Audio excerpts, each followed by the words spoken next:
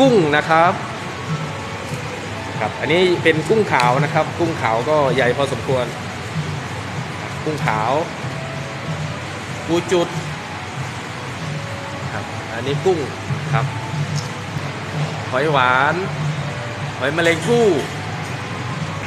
ปลาหมึกกล้วยนะครับแล้วก็เบคอนพันเห็ดคอหมึกเสียบไม้นะครับแล้วก็ท้องปลาแซลมอนเสียบไม้นะครับ